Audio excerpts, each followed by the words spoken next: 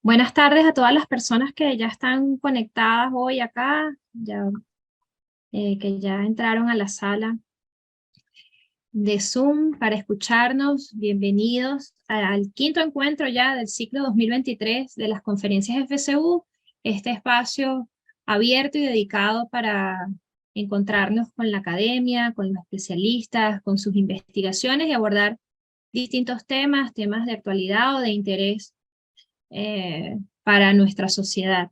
Hoy tenemos una conferencia que se titula Venezuela y sus cinco repúblicas, una nueva mirada sobre nuestra historia. Bueno, en la que nuestro invitado nos va a proponer una, otra visión de la historia venezolana expresada en una nueva forma de dividir sus etapas o eso que solemos llamar repúblicas. Muchos ya conocen la dinámica. Escucharemos a nuestro invitado del día de hoy y luego abriremos un espacio para que ustedes puedan hacer sus preguntas y comentarios, y en un rato ya vamos a habilitar el chat para que durante la conferencia también puedan ir intercambiando por allí. Aquí está conectado con nosotros nuestro presidente ejecutivo, Elías Pino Iturrieta, quien va a darle la bienvenida y va a presentar en nombre de la Fundación para la Cultura Urbana a Diego Bautista Urbaneja. Hola Diego, hola Elías, perdón, bienvenido. Hola, Yanida. Gusto de verte y de oírte y de que nos gobierne como siempre en esta sesión. Pues sí, estimados amigos, muy contento de continuar con este ciclo y especialmente de recibir hoy un intelectual muy importante y amigo muy apreciado que Diego Bautista Urbaneja. Diego es abogado, politólogo e historiador. Su trabajo de catedrático es larguísimo, es profesor titular de la Universidad Central de Venezuela, y fue fundador de la Escuela de Estudios Políticos, que ha sido tan importante para la cultura contemporánea, de la Escuela de Estudios Políticos de la Universidad Central de Venezuela, por supuesto. Eso pues refiere a una larga carrera de investigación y sobre todo de trabajo con los estudiantes, cosa que es muy importante en nuestros días.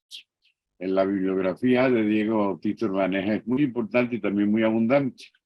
Para no cansarlos, refiero a algunos títulos. Pueblo y petróleo en la política venezolana, que se editó en 1992. Y hago énfasis en alguno especialmente porque nos toca de cerca a los de la Fundación. Bolívar y el pueblo y el poder. Este libro, Bolívar y el pueblo del poder, se editó en 2004 y fue el ganador del premio transgenérico de la Fundación para la Cultura Urbana. Tiene otro trabajo publicado por la Universidad Católica Andrés Bello que a mí me parece muy útil y descubridor de muchos asuntos importantes del siglo XIX. Me refiero a un libro editado en 2006, El gobierno de Carlos Sublet, la importancia de lo normal. Creo que está a punto de publicar un libro nuevo, Diego. En estos días va a ser la presentación, se me escapa en este momento el título, estoy seguro de que lo publica Alfa, estoy seguro de que estaremos allí en la presentación, quizá ahora le pidamos que antes de empezar la conferencia nos recuerde el título y el día de la presentación. Diego es hombre de micrófono, tuvo muchos años al frente de un programa diario de radio, temas de actualidad, pero sobre todo con hartísimas referencias a la historia de Venezuela, que buena parte de esos programas de radio fue recogida en un volumen muy copioso que publicó la Fundación Cultural Bancaribe y que ha tenido mucho éxito de lectura. Diego nos va a hablar hoy sobre la Sexta República que no ha venido, es decir, de cómo un historiador puede hacer referencia a la evolución de cierto espacio a través del cual se pueden ver cómo las formas políticas se van renovando y se van reemplazando para darnos entendimientos diferentes de cómo la sociedad venezolana se fue fabricando poco a poco. De eso se trata en esencia la idea del tema que Diego va a desarrollar hoy con nosotros para hablarnos de las repúblicas que ha tenido Venezuela. No confundir, ya lo verán por supuesto, con la idea de república que tuvo el comandante Chávez. Y es una cosa profesional, una cosa seria, una cosa que puede ser de mucha utilidad. Dicho lo cual, Repito, la alegría de tener a Diego y los dejo con ustedes. Bienvenido a la ciclo de conferencias FGU, el doctor Diego Bautista Urbaner. Muy buenas tardes a todos. Muchísimas gracias a la Fundación de la Cultura Urbana, a su presidente ejecutivo Elías, querido y viejo amigo, a Dianida Hernández, a Gabriela Lepage, que han sido indispensables para la confección de esta conversación que vamos a tener esta tarde sobre el tema de Venezuela y sus repúblicas.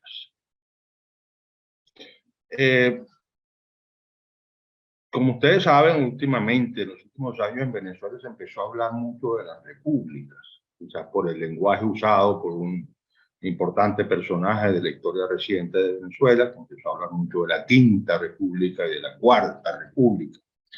Esta última acepción con un tono peyorativo para referirse, en su caso, a los últimos 40 años de democracia que tuvimos desde 1958 hasta 1998. Y bueno, tanto hablar de república, tanto ir para allá con el tema, que me ocurrió a mí de escudriñar en el tema de realmente cuántas repúblicas había en Venezuela y en qué sentido llamarlas repúblicas. Y ese es un poco el contenido de esta conversación, que espero que sea suficientemente liviana y amena para todos, a pesar de que el tema por sí mismo puede prestarse a cierta densidad. Por cierto, que de una vez les digo que la elaboración de este tema dio lugar a un libro que tengo aquí, que se llama Venezuela y sus repúblicas, que publicó la Universidad Católica, el Instituto de Estudios Parlamentarios Fermín Toro y la Fundación Konrad Adenauer, que es el libro donde se desarrolla a toda amplitud de las ideas, parte de las ideas que voy a exponer hoy, y que ha tenido importantes problemas de distribución física como libro físico. Entonces de una vez le doy las coordenadas necesarias para acceder a él, para quienes después de esta conversación mantengan interés por el tema de las repúblicas. Lo pueden acceder en digital gratuitamente y bajarlo completo a través del link www.fermintoro, pegado en minúsculas.org. Ahí les va a aparecer un link llamado biblioteca, se meten en el link llamado biblioteca y ahí aparecerá entre otros este libro mío, Venezuela y su república. Y ahí lo pueden bajar completo, un libro no demasiado extenso, unas 200 páginas, pero se explaya pues con todo detalle en el tema que vamos a conversar. Bueno, vamos a entrar entonces en materia. Cualquier diccionario de ciencia política, de filosofía política, de teoría política que ustedes tomen en sus manos y se vayan a la entrada de la palabra república, lo primero que le va a decir el diccionario en cuestión es que la palabra república es una palabra que significa muchas cosas, que ha significado muchas cosas a lo largo de la historia y que ha dado lugar a muchas formas políticas, que cada una de las cuales se ha llamado república, pero que tienen grandes diferencias entre sí. Entonces, probablemente compare la República Romana con la República Norteamericana, con la República Francesa, y entre una serie de disquisiciones cuyo el resumen es que la palabra república puede querer decir muchas cosas. Y a lo largo de la historia del pensamiento político ha significado muchas cosas la misma palabra. De manera que el arte de contar repúblicas no es tan fácil como uno pudiera pensar. Es decir, contar repúblicas, saber en cuántas repúblicas ha tenido un determinado país a lo largo de su historia política, no resulta tan fácil y tan sencillo como uno pudiera pensar.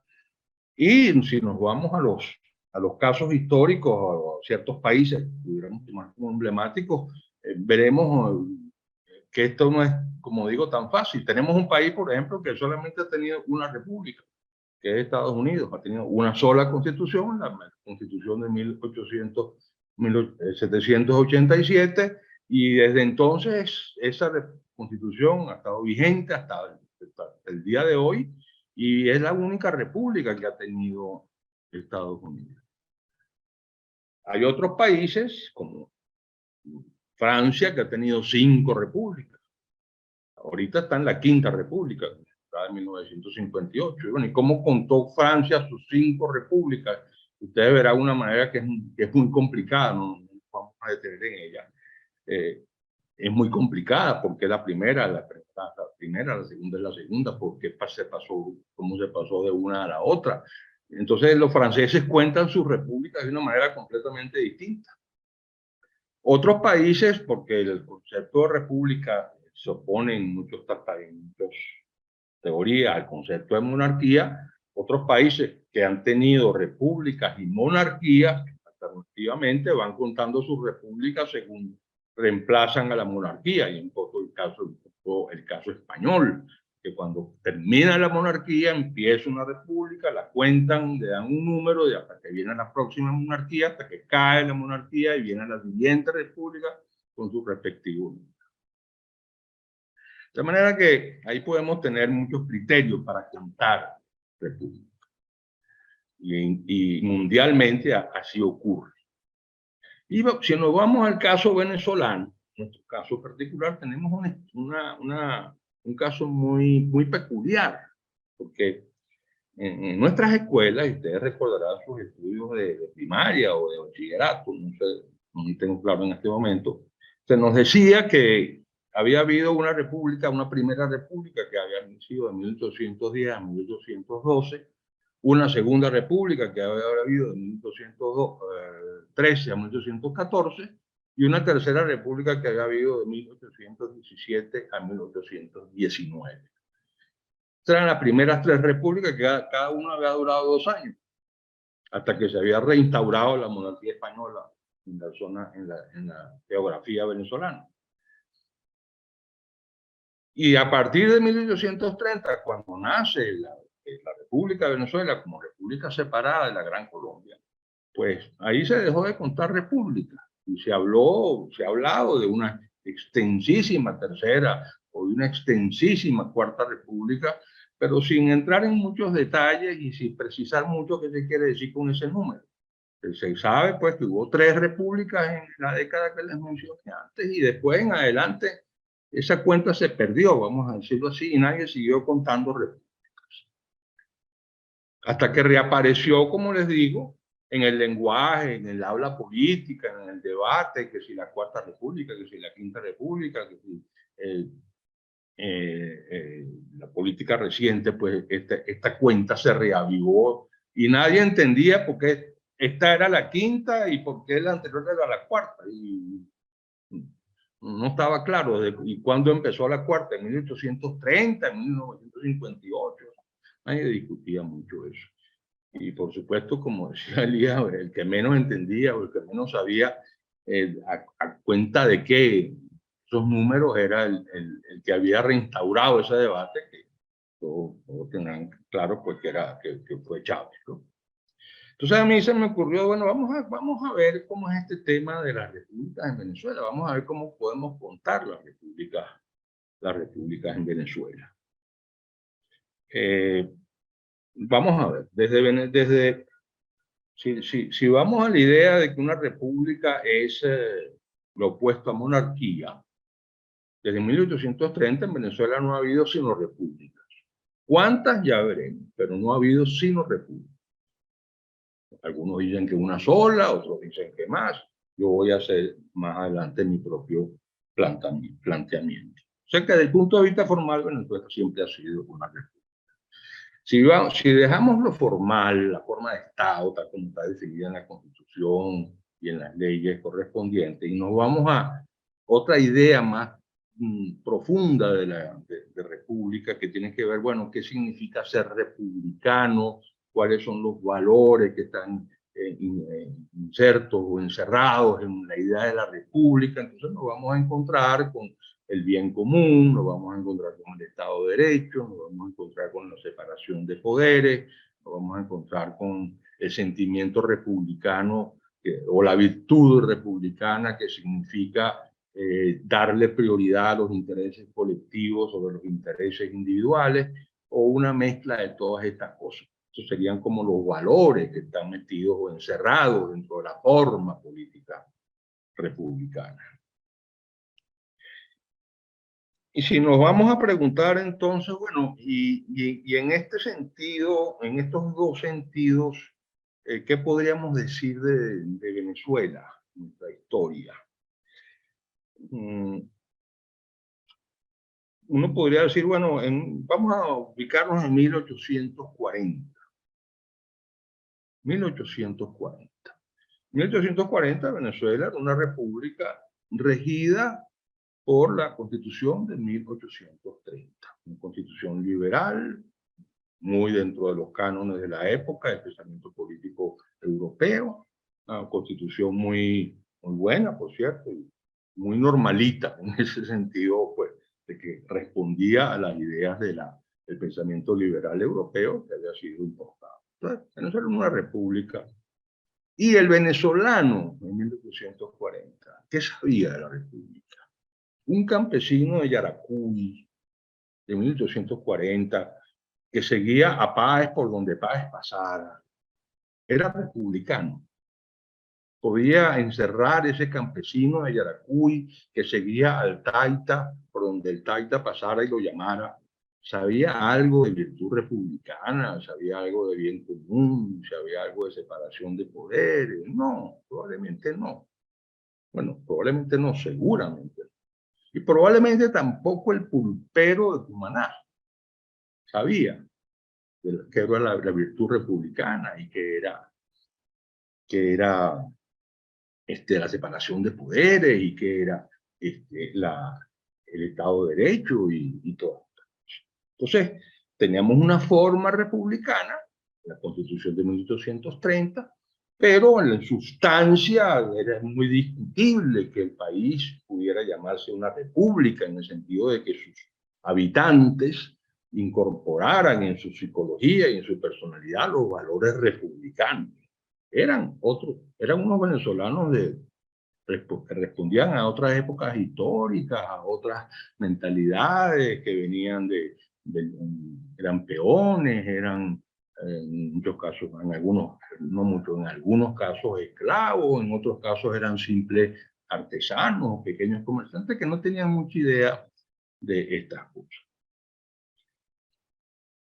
Y si hacemos la misma pregunta en 1890, pues tendremos una respuesta más o menos parecida. Estamos en una república regida por la Constitución de 1881, un caudillo dominante llamado, bueno, está desapareciendo, pero hace poco tiempo el caudillo dominante se llamaba Antonio Guzmán Blanco, y bueno, igual, muchos peones, muchos pulperos, muchos artesanos que en cuanto a personalidad republicana, pues, tenían poco que decir, o poco que sentir, o poco que pensar.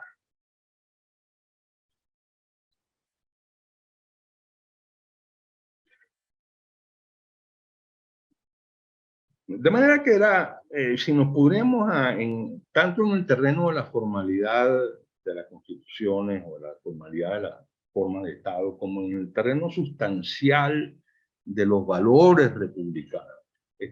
La cuenta de cuántas constituciones había en Venezuela, ya que yo me había metido en ese enredo, resultaba compleja, complicada. Y se me ocurrió abordar el tema de otra manera y olvidarme del concepto formal de república, del concepto virtuoso de lo que era un republicano, y ver la cosa de otra manera. Y por eso Elías, generosamente en su presentación, hablaba de que, bueno, yo estoy proponiendo una propuesta intelectual que puede compartirse, no compartirse, gustar, no gustar, resultar interesante y fructífera o no, de acuerdo a la opinión de cada lector, de cada estudioso, de cada académico. Pero en todo caso me dijo, déjame pensar la república de otra manera y olvidarme del concepto jurídico de la república, del concepto de la virtud republicana clásica, también muy presente en este tema, y enfocar la cosa de otra manera completamente distinta. Y eso es lo que da lugar a esta idea de las 5 repúblicas, entendida la manera en que está planteada en esta conversación y en el libro que le sirve de referencia. Y el planteamiento fundamental, poco dentro de la idea de que, al fin y al cabo, la palabra república, que viene de la expresión, dos palabras latinas unidas, la palabra res y la palabra pública, que quiere decir cosa pública, tomando esa expresión como una referencia, digamos, remota, me dije, para construir esta conceptualización, vamos a entender por república formas estables de vida colectiva. Formas estables de vida colectiva. Cuando un venezolano de 1940, de 1880, o en 1930, o en 1970, pensemos en los venezolanos concretos de carne y hueso, o en el año 2010, los venezolanos concretos de carne y hueso que somos, o que hemos sido. Cuando un venezolano vivía en una época en la que la vida colectiva tenía una relativa estabilidad y cada quien sabía más o menos cómo se vivía, cuáles eran lo que hoy llamaríamos las reglas de juego de la vida colectiva. Cuando teníamos esas situaciones, estamos ante una república. Y esas situaciones, de acuerdo al concepto que estoy usando de la palabra, ¿ok? Tengan en cuenta que estoy usando un concepto personal creado para este libro. ¿Y cómo se produce? Entonces me preguntaba yo, seguí preguntando, estas formas estables de vida colectiva. Bueno, entonces eso me llevó a la metáfora del mosaico.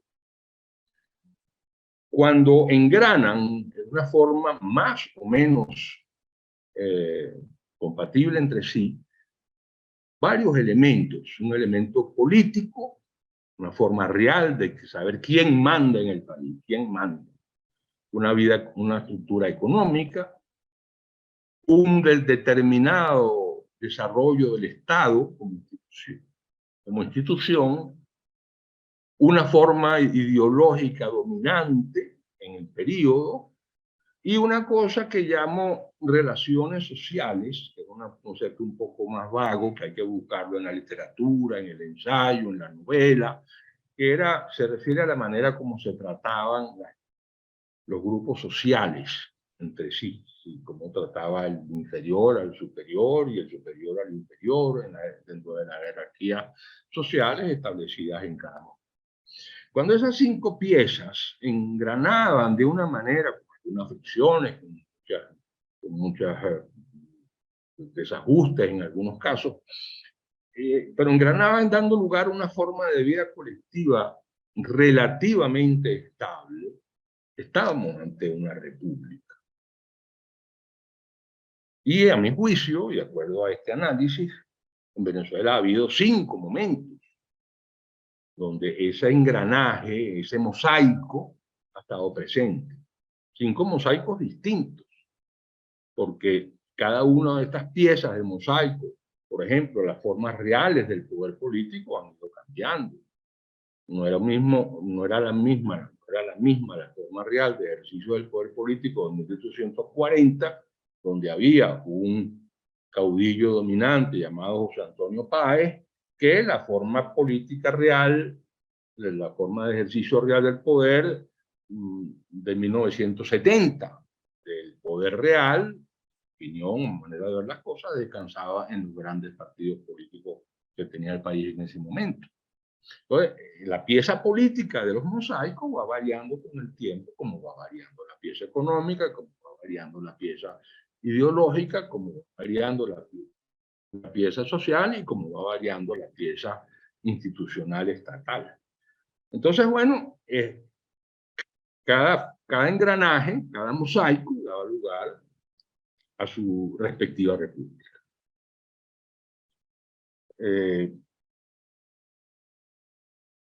A su vez, y eso me daba, como le decía, 5 repúblicas, una que va de 1830 a 1857, dominada por la figura de los caudillos, con su respectivo mosaico. Pues podría enumerar las siguientes repúblicas, que son de 1870 a 1899, de 1909 a 1945, de 1945 a 1958, perdón, a 1988, y de 1999 al año 2013.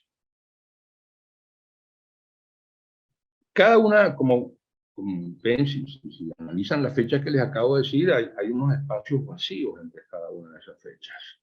Y esos son los que llamo periodos de transición.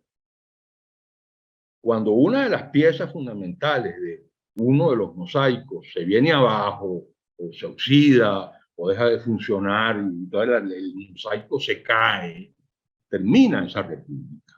Y entramos en lo que yo llamo un periodo de transición, que conduce de la primera a la segunda, de la segunda a la tercera, de la tercera a la cuarta, y de la cuarta a la quinta república, cada una con su respectiva transición. Yo les voy a poner para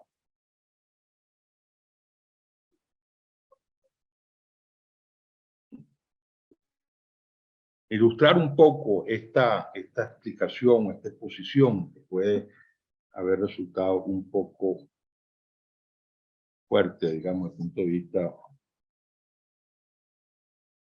conceptual. Voy a ponerles un ejemplo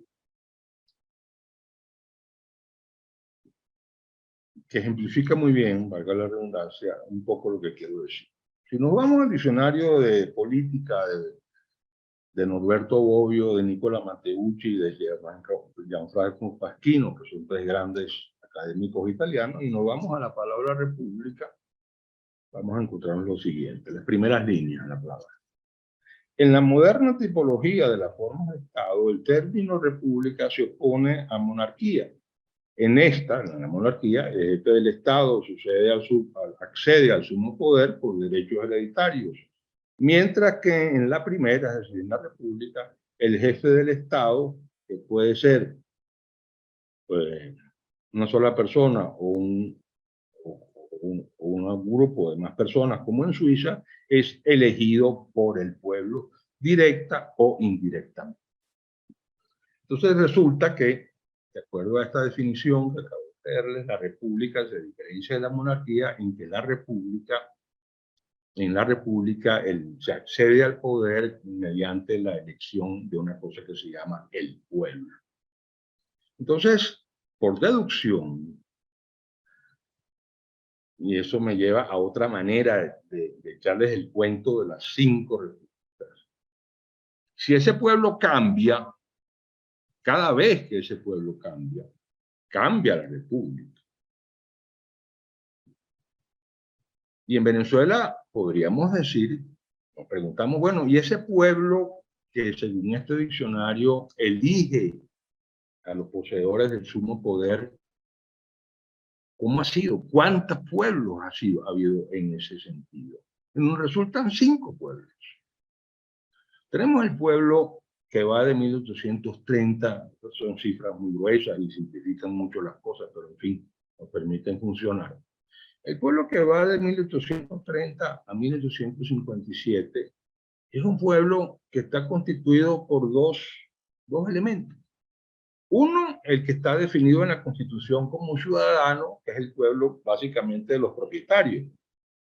La Constitución de 1830 establecía para poder ser ciudadano y por lo tanto para poder votar unos requisitos económicos que reducía ese pueblo, jurídicamente hablando, más o menos a un 10% de la población.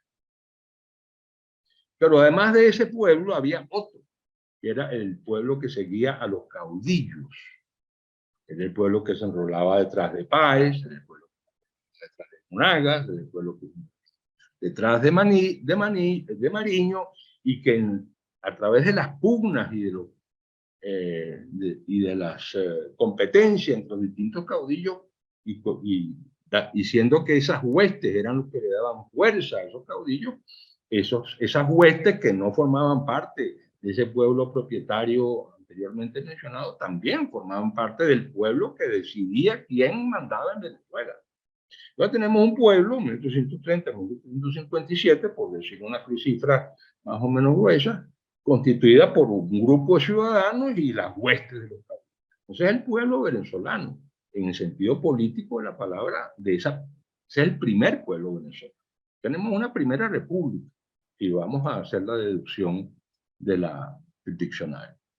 Después ese pueblo cambia, y poco después cambia en algo sustancial, que es que el pueblo de los caudillos, el pueblo que seguía a los caudillos, antes seguía a unos pocos caudillos nacionales, Mariño, Monaga y sobre todo Páez.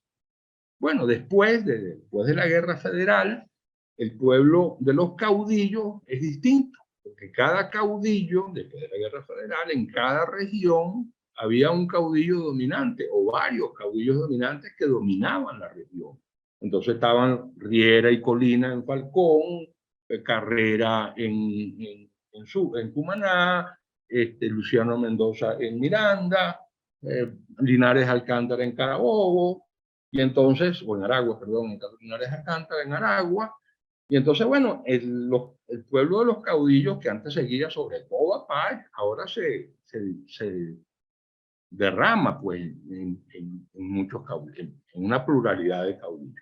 Y entonces tenemos que el pueblo que arranca de 1870 hasta finales de siglo es un pueblo distinto al que había en la situación que les mencioné anteriormente. También estaba el pueblo propietario, también definido por la Constitución.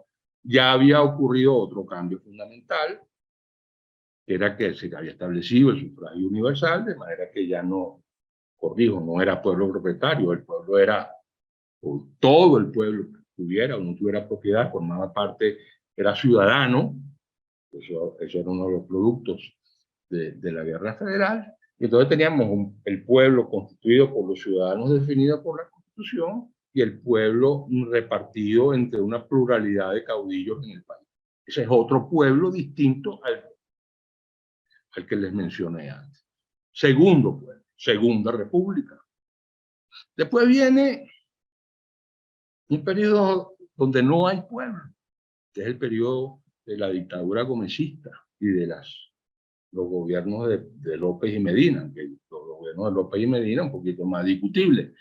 Pero de acuerdo a la filosofía política dominante, el pueblo, miren, lo que llamamos el pueblo, no está listo, no puede participar en la elección de sus gobernantes de ninguna manera, ni votando, ni siguiendo caudillos. Lo que le corresponde es obedecer a General Gómez y a sus sucesores mientras se va preparando para poder ser ciudadano. Entonces no hay pueblo. Tercera República. Esta situación es completamente diferente a las anteriores. Una tercera situación. Tercera. Después viene otro pueblo. Entonces nos es mucho más cercano y aquí nos empezamos a acercar a nuestras propias experiencias, porque hasta ahora yo les he hablado un poco como historiador, haciendo uso pues de los conocimientos relativamente especializados que me da mi dedicación al estudio de la historia. Luego viene un cuarto pueblo. ¿Cuál es? El pueblo de los partidos. ¿Cómo se es ciudadano? ¿Cómo se ejerce? ¿Cómo se vive políticamente en Venezuela de 1858 durante 3 décadas más? Militando en partidos políticos o votando por candidatos lanzados por los partidos políticos. Y así se determina el titular del poder político en el país. Volvemos a nuestra definición de la república del diccionario que les dije. La república, el titular del sumo poder es elegido por el pueblo. Ajá. ¿Qué pueblo elige ahora a ese titular del poder supremo en la república? El pueblo de los partidos, sea porque milita, sea porque simpatiza, sea porque vota. Pero ya es un cuarto pueblo, el pueblo de los partidos, Cuarta República. Y luego viene una etapa que hemos vivido, para bien o para mal, en carne propia, todos los venezolanos que están oyendo, otra forma de ser pueblo, que es la provocada por la presencia de una personalidad carismática que reúne en torno a sí a una parte importante de la población venezolana y que por su manera de concebir el ejercicio del poder y el ejercicio del gobierno hace que esa parte de la población venezolana sea la que determina quién manda y cómo manda. Y es el quinto pueblo que hemos conocido hasta que estuvo vivo ese personaje que Chávez, del que estamos hablando. Ahora esto nos abre, y el pueblo de Chávez es el quinto pueblo, que no era ni mucho menos toda la población venezolana. Como todos sabemos, hubo siempre una parte importante de la población venezolana que no entró en ese molde. Pero a los efectos de mi enumeración, vale como el quinto pueblo. Entonces tenemos el pueblo de los caudillos iniciales, pueblos ciudadanos y caudillos iniciales, el pueblo de los caudillos fragmentarios de la Segunda República, el no pueblo de la Tercera República, el cuarto pueblo el pueblo de los partidos de la Cuarta República y el pueblo del líder carismático de la Quinta República. Ahora, siguiendo este hilo, nos vamos al tema de las transiciones. ¿Cuándo se empieza la transición? Y esto nos lleva a un tema que anunció Elías en su presentación. ¿Cuándo se inicia la transición de la Cuarta República a la Quinta? Las dos últimas que hemos vivido y que muchos hemos conocido en nuestra vida personal, geográfica, a la redundancia. Bueno, cuando el eje de ese pueblo, de ese cuarto pueblo, se viene abajo, que son los partidos políticos. Todos conocemos la historia y la experiencia y el relato de cómo fue que los grandes partidos políticos venezolanos gradualmente se fueron viniendo abajo y dejaron de ser las grandes organizaciones que llegaron a ser y se convirtieron en organizaciones desprestigiadas, en las que la gente no creía, etcétera, etcétera. Todo lo que sabemos de los años anteriores al final del siglo XX. Entonces, cuando ese pilar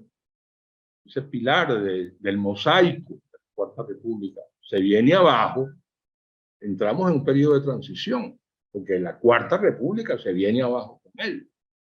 Pudiéramos mencionar también el pilar, la pieza ideológica, la pieza económica, pero es mucho más sencilla usar la imagen de la pieza política. Cuando la pieza política del mosaico se viene abajo la Cuarta República. Y entramos en un periodo de transición, que es el periodo de la década de 1990. Entonces, si ustedes recuerdan lo que era la vida de un venezolano en 1990, 1994, un ejemplo, los que tengan edad para recordar esos años, recordarán que no era una vida donde teníamos un esquema estable de vida colectiva. Los venezolanos estábamos sumamente perdidos en el espacio, se habían acabado los partidos políticos, ya no había líderes políticos, la renta petrolera no daba más, no había una ideología dominante, el esquema, el mosaico de la vida colectiva se había resquebrajado por todos lados. Y estábamos en una década de transición, no sabíamos lo que venía, estábamos tratando de construir algo, pero no acertábamos con qué. Esa fue nuestra década de los 1990. Todo lo que la recordamos la podemos recordar así seguramente. Hasta que aparece el nuevo punto de referencia, que es el siguiente presidente, que es electo en 1998, que se convierte en el eje de constitución de ese quinto pueblo del que les hablaba. Y da lugar a todo un nuevo mosaico La renta petrolera ya sabemos cómo fue abundante y cómo se usó. Sabemos qué pasó con el Estado y con la separación de poderes y con el Estado de Derecho. Sabemos qué ideología existió en esos años. Y sabemos también cómo fueron las relaciones sociales en esos años que van de 1999 al año 2013. ¿Y qué pasa el año 2013? Que fallece el eje de la Quinta República, que era un señor, que tenía nombre y apellido. Y entonces el pilar político que daba cohesión al mosaico de la Quinta República se viene al suelo, en este caso por desaparición física. Y entramos en lo que decía Pino, que entramos en un periodo de transición, porque ya esta no es la Quinta República. Efectivamente, yo sí creo que sí hubo una Quinta República. En el año 2008, los venezolanos sabíamos cómo se vivía en este país. Sabíamos quién mandaba, cuánto vale un bolívar, en fin, cuál era la ideología que estaba conduciendo, orientando la labor del Estado. Todo eso lo teníamos más o menos claro. Estuviéramos o no de acuerdo con ello. Cuando se fallece esa pieza central, que es la persona que es el eje de ese esquema, pues se viene abajo todo el esquema. Y en este momento, desde el año 2013, los venezolanos estamos en un periodo de transición hacia una sexta república, hacia un sexto pueblo, que todavía no sabemos cuál va a ser, cómo va a ser. Ahorita no existe. Ahorita no existe. Estamos en eso. Estamos en eso. Y para mí, como le digo, un periodo de transición hacia una sexta república que tenemos que construir, que es nuestra tarea construir. ¿Cómo vamos a hacer como pueblo? ¿Qué esquema económico vamos a tener? ¿Con qué ideología nos vamos a orientar? ¿Qué tipo de Estado vamos a tener? ¿Y cómo nos vamos a tratar los unos a los otros? Y así va a ser cuando tengamos respuestas o hayamos ido construyendo las respuestas a esas preguntas, tendremos la sexta república. En este momento no tenemos respuestas para ninguna de esas preguntas. Esperemos que falte poco para acá.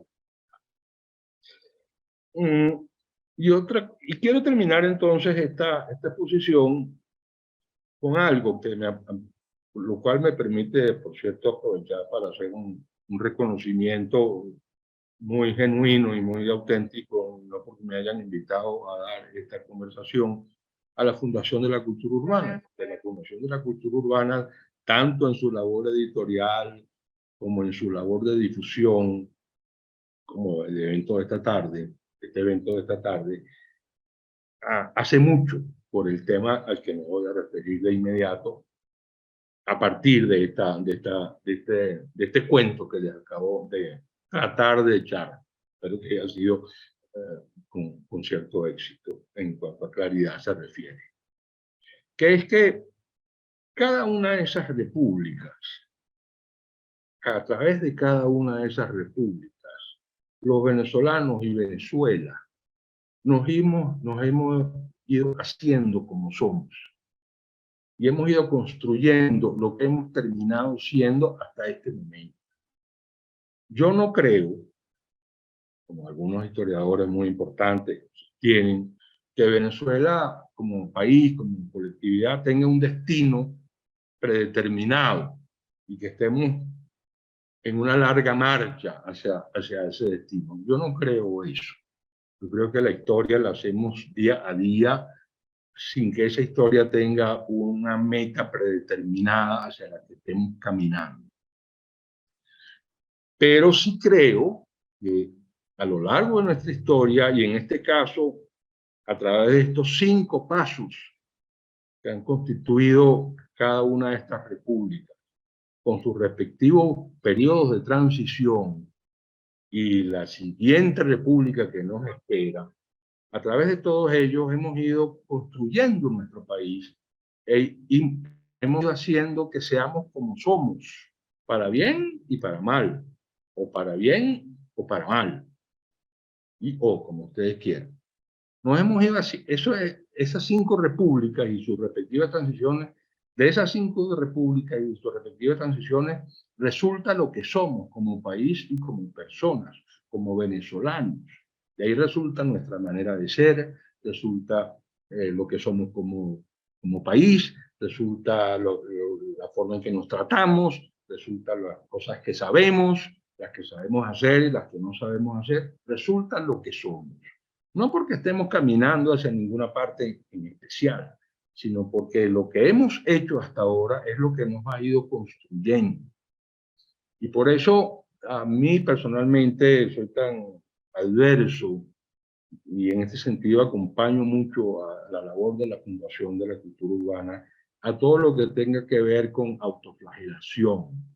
No es que esto lo hicimos mal, es que votamos los reales, es que votamos la renta, es que fuimos haciendo lo que fuimos haciendo, con muchísimos errores. Por supuesto que con muchísimos errores. Y con muchísimos aciertos también. Y en todo caso, gracias a eso, somos lo que somos. Y tenemos el valor que tenemos. Entonces, lamentando mucho los errores y en algunos casos los horrores de esas 5 repúblicas y de sus respectivas transiciones, y incluso en los casos en los cuales o hayamos sido terriblemente adversos a algunas de ellas, terminemos dando las gracias a ese transcurso, a ese trayecto, porque gracias a él somos lo que somos. No podemos escaparnos de ser lo que somos. Y somos el resultado, en mi opinión, y en cuanto al tema de esta conversación se refiere, de esas 5 repúblicas, de sus 5 transiciones, que ojalá nos lleven a una 6ª república que sea buena y que nos permita pensar en que luego habrá una 7ª y luego habrá una 8ª y que cada vez pues los venezolanos seguiremos siendo y seguiremos perseverando en la labor de irnos construyendo de una forma interminable e inacabable que nos permita vivir en este planeta de una manera relativamente decente. Muchas gracias. Bueno, pues en realidad muchas gracias a Diego Urbaneja por esta espléndida conferencia que nos tiene que poner a pensar muchísimo. Aquí está el libro, Diego lo mostró pero no lo mostró bien, así de rápido. No, aquí está el libro. Hay que ver esto con mucho cuidado. Tú siempre corrigiendo. Nos pone a pensar. Por cierto, que en este libro, no se lo voy a leer, Diego Urbaneja dice que yo soy su historiador favorito. Que lo sepa Inés Quintero, por lo menos. Lo digo públicamente. Y ahora, volviendo a la realidad, es bien importante que lo revisen con calma, porque es muy importante lo que nos está diciendo Diego, especialmente eso de la profecía del futuro que ya está determinada. No, señor, como vaya viniendo, vamos viendo, y por supuesto eso parte mucho de algo que manejó Diego, que es la temporalidad. Estos son tiempos que se van concatenando y que nos van forjando progresivamente. ¿Hacia dónde? Pues no se sabe. Esas son cuestiones que el futuro va a deparar. Está todo en este libro. Y yo voy a aprovechar te agradezco, Diego, de veras, fue una espléndida sesión. Yo supongo que será muy útil para los oyentes y para los que se sumen después cuando la publiquemos y cuando la transmitamos brevemente, dentro de poco. Diego, una pregunta, pues que ya, fue muy importante lo que tú dijiste de los partidos y los pueblos y las transiciones. ¿Cómo hacemos en este brete actual si ese motor de los partidos políticos está sin aceite y sin gasolina? ¿Tendremos que esperar otro fenómeno distinto o los partidos políticos van a estar presentes? ¿Piensas tú que seguirán llevándonos a otro destino? Oye, Elías, esa es una pregunta de primera importancia. Por cierto que aprovecho para tú anunciaste en tu presentación la recientísima publicación de un libro mío que se llama Si ha habido un pueblo, cuyo último capítulo se refiere precisamente a la pregunta que me estás haciendo. Este libro se presenta en la librería El Buscón el día 13 de julio, a las 4 de la tarde. Que así ha habido un pueblo, publicado por la editorial Alfa. Y tu pregunta es la que me produce el motivo del último capítulo de ese libro, porque yo quisiera que la respuesta a tu pregunta fuera la que te voy a dar. Tuvimos el pueblo, vamos simplificando mucho, Elías, como tú sabes, historiador de primer nivel, historiador favorito además, el pueblo de los caudillos, el no pueblo del periodo positivista, gomecista, donde el pueblo estaba destinado a callar y obedecer mientras maduraba supuestamente, ¿verdad?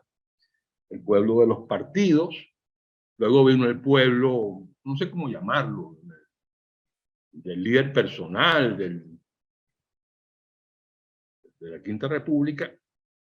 Y yo siento, Elías, que ahora viene el turno de lo que vamos a llamar el pueblo ciudadano, que nunca lo hemos tenido. Nunca lo hemos tenido. En la llamada cuarta, yo digo en ese libro, ya vi un pueblo. En la llamada, esto va a ser polémico, esto que te voy a decir. En la llamada Cuarta República, que es la república de los partidos, tú eras antes adeco que ciudadano. Eras antes copellano que ciudadano. Eras antes masista que ciudadano. Vamos a invertir eso. Los partidos tienen que seguir existiendo, porque, bueno, porque lo que siempre se dice, que son indispensables, pero vamos, creo que toca el momento, hemos llegado al momento en que es el ciudadano el que debe hacer a los partidos. Y que primero se es ciudadano y después se es lo otro. Y que el gran protagonista de la Sexta República, ojalá, sea la ciudadanía y no un intermediario o sea, llámese caudillo, llámese partido, llámese líder, llámese como... No, la ciudadanía es protagonista de la Sexta República. Y ella creará sus organizaciones, que serán el producto de ella, y no el ciudadano el producto de esa organización. Esa es mi respuesta a tu pregunta. Elías, tienes el micrófono apagado. Nada, gracias a Diego por esta respuesta tan digna de atención y dejo ahora a Dayanida Hernández, nuestra gerente, que se encargará de manejar las preguntas o los comentarios del público en caso de que existan. Dale, Dayanida, gracias. Diego, gracias por este estimulante planteamiento. Yo también tengo el libro. Elías no me va a hacer coco. Y le puse en el chat el link a la Fundación Fermín Toro, donde pueden descargar este libro que está impreso por AB Ediciones, la editorial de la Universidad Católica Andrés Bello, pero está en digital, como bien nos informó Diego, y compartí el link por allí para que pueda descargar el libro y revisar con tranquilidad la propuesta, el estudio y la propuesta que hace Diego. A ver, Diego, bueno, la gente está muy agradecida por tu intervención. Te agradecen además la conclusión realista y esperanzadora. Y por aquí, Antonio Luis Mallorca, no, mentira, Estefanía Vitale dice que sí, son clivajes partidistas en la Cuarta República. No entiendo bien. No se entiende bien esa pregunta, ¿verdad? No. Ajá, y aquí Carolina Espada te pregunta, ¿cómo puede existir una Sexta República si nos estamos quedando sin ciudadanos? Bueno, es que había, claro, hay parte, Carolina se llama. Carolina, sí. Carolina, de una premisa que yo no compartiría, que es que nos estamos quedando sin ciudadanos. Yo creo que eso no es mi manera de ver la realidad. Estoy equivocado, pero yo creo que existe en Venezuela una gran reserva de ciudadanía muy reprimida, muy hostigada, muy arrinconada, por muchas razones que todos conocen, económicas, sociales, políticas, muy pendiente de la sobrevivencia diaria, y todo eso inhibe o reduce el ejercicio de la ciudadanía. Pero yo creo que como actitud, además estos años nos han servido, creo yo, mucho para eso, aunque parezca paradójico. El haber vivido un orden político en el cual la ciudadanía ha tenido tantas dificultades para expresarse como tal, creo que ha ido creando un anhelo de expresión ciudadana que yo veo con mucho optimismo. Son apreciaciones, Carolina. Yo no puedo demostrar lo que estoy diciendo matemáticamente, ni mucho menos, y probablemente usted tampoco pueda demostrar matemáticamente la afirmación de que nos estamos quedando sin ciudadanos, a menos que usted se refiera a la diáspora, que claro, eso es una realidad numérica que no se puede ocultar. Pero tanto los que se han ido fuera del país como los que hemos permanecido aquí, creo que en ambos contingentes, en ambos conglomerados hay una gran potencialidad ciudadana puede que esté en algunos casos muy en el fondo y haya mucho que cavar para que salga a flote ese pozo, ¿no? Pero yo creo que está ahí. Y yo creo que los venezolanos estamos en capacidad de hacer una república de ciudadanos. Estefanía Vitale aclara que se refería a cuando dijiste lo de ciudadanos asociados a su identificación partidista, el ADECO o el copellano. Por eso habla de clivaje. Sí, no, en realidad es interesante. Sí, es interesante el punto porque cuando los venezolanos encontramos en los partidos políticos con diversos niveles de identidad, algunos militantes, otros simpatizantes, otros simplemente que votaban por candidatos, a pesar de que había una diversidad y podríamos usar cada clivaje si se quiere, sin embargo había al mismo tiempo un nivel de identificación que no importara que tú fueras adeco, copellano, o herrerista, o masista, o mepista, eras parte de ese pueblo que se organizaba en torno a partidos. Y en ese sentido, un militante de Acción Democrática podía homologarse a un militante del MEP, por decir algo.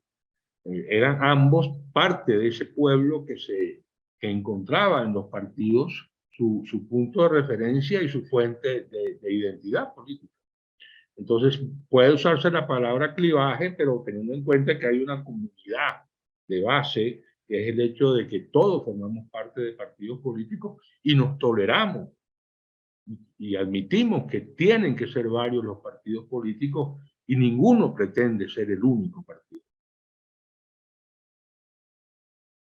Samuel González Seijas dice lo siguiente: en la propuesta entonces parece quedar el periodo previo a 1830 como un periodo de transición. Si es así, esta propuesta historiográfica echa por tierra o impugna toda la larga lectura bolivariana y la subsecuente periodización típica con la que nos han enseñado la historia. Además, es una suerte de sacrilegio político, pero necesario a estas alturas. Sí, bueno, en realidad el periodo anterior a 1830, la separación de Venezuela de la Gran Colombia, es un periodo que no me entra en esta conceptualización, ¿no? Primero, como le dije, como recuerda Samuel, pues hay estas tres repúblicas, microrepúblicas, digamos, que van de 1810 a 1819, que son, bueno, en realidad, es eso que nos enseñaron en la escuela, que bueno, está bien, como enseñanza inicial vale, pero que después no no soporta un análisis histórico.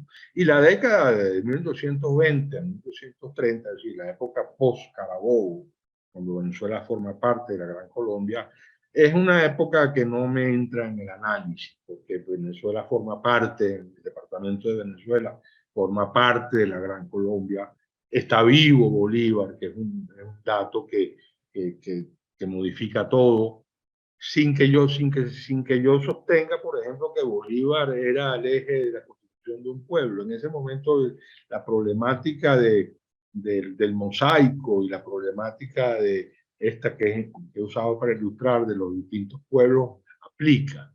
Entonces, en realidad, yo no diría, Samuel, que el periodo anterior a 1830 es un periodo de transición, porque no me cuadra en el análisis. O sea, el análisis no está hecho para abarcar, la conceptualización no está hecha para tratar ese periodo. Yo arranco de 1830 y ahí empiezo la cuenta y ahí empiezo con el tema de los mosaicos, porque como les digo, hasta entonces Venezuela formaba parte de una entidad política más amplia que era la Gran Colombia, y entonces la problemática es completamente diferente. Diego, el tema de la ciudadanía despierta interés en la gente, y eso es un buen síntoma además. Eunice pregunta, ¿cómo preparar a los ciudadanos para avanzar cuando vive atendiendo los problemas básicos y con miedo? ¿Qué actitudes y capacidades se requieren? Y esto que es bien interesante, ¿qué tipo de liderazgo colectivo debe emerger? Vamos a ver, fíjense ustedes, yo voy a hacer una reflexión que no sé si es una respuesta directa a la pregunta, pero así lo veo. Nosotros hemos vivido en los últimos años, y ya esto me mete en un discurso político, pues, donde expreso mis preferencias y mis maneras valorativas de ver las cosas. Hemos vivido muchos años en los cuales la Constitución, que es donde está definida la ciudadanía, el ciudadano venezolano está definido en la Constitución de 1999, que es una Constitución con muchos defectos, una Constitución con muchas cosas que habría que corregir, pero es una Constitución que hemos asumido y que ha estado vigente por 24 años ya. Entonces, esa Constitución que nos define como ciudadanos, nos dice qué derechos tenemos, qué facultades tenemos, qué obligaciones tenemos, que es lo que define un ciudadano, sus deberes, sus facultades y sus derechos. Ha sido constantemente violada, particularmente en los últimos años. Entonces, esa Constitución se ha convertido en una especie de defensa.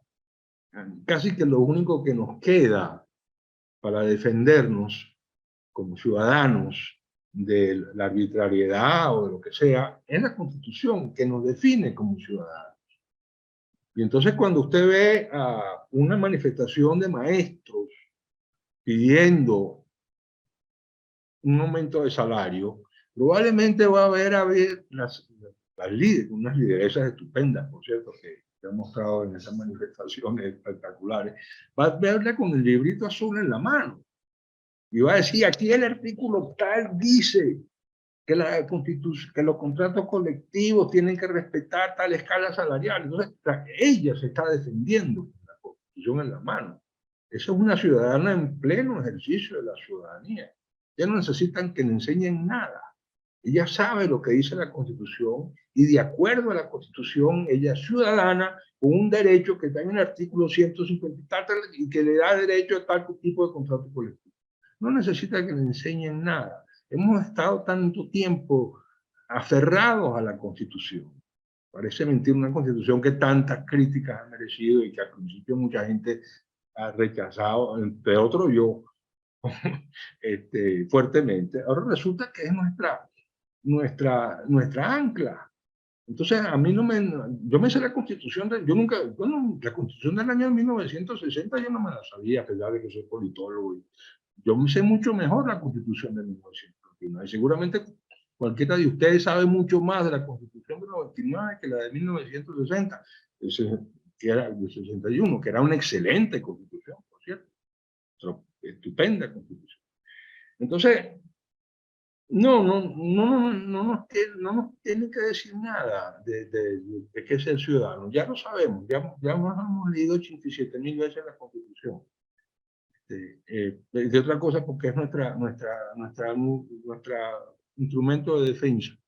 Y en cuanto a los liderazgos colectivos o individuales, porque siempre se necesitarán liderazgos individuales. No hay que caer nunca en el mito de la negación del liderazgo individual, eso siempre va a hacer falta. Y probablemente el liderazgo individual se asienta sobre una cama de liderazgos colectivos o liderazgos parciales que todos van sumando para que se construya un gran liderazgo nacional, que no necesariamente tiene que incluir en una sola persona, pero siempre va a haber necesidad del líder personal, del líder individual. Entonces, yo, y en este intento de respuesta a la pregunta, vuelvo un poco con el optimismo anterior. Sí, yo creo que los venezolanos estamos en capacidad de ejercer los derechos de ciudadanía que nos otorgan, sin que nos tengan que enseñar demasiado ya. Diego, muchas gracias. A nuestros oyentes se nos agotó el tiempo. Muchas gracias por acompañarnos. Les recuerdo que esta conferencia, al igual que todas las que hacemos, estará disponible en nuestro canal de YouTube. Y por aquí están preguntando en el chat si el libro se consigue impreso. Entiendo que lo distribuye Ave Ediciones de forma gratuita, además. Es decir, que en la Universidad Católica Andrés Bello lo pueden conseguir en la librería que tienen allá. Pueden conseguir el libro y repito, tienen el link allí en el chat para que lo puedan descargar. Diego, gracias por tu tiempo, gracias por compartir con nosotros tu trabajo. Mira, qué estimulante la respuesta de los oyentes. Y bueno, felicidades por tu nuevo libro, además. Bueno, muchísimas gracias, Dejanira, y muchísimas gracias a todos los que estuvieron atendiendo a esta conversación. Muchísimas gracias a Elías, por supuesto, y a Gabriela, y a la Fundación de la Cultura para la Cultura Urbana. Y bueno, ha sido un verdadero placer, de verdad que sí. Gracias a todas las personas que nos acompañaron. Feliz tarde para todos y nos vemos el mes siguiente ahorita en julio para nuestra próxima conferencia FCU. Buenas tardes.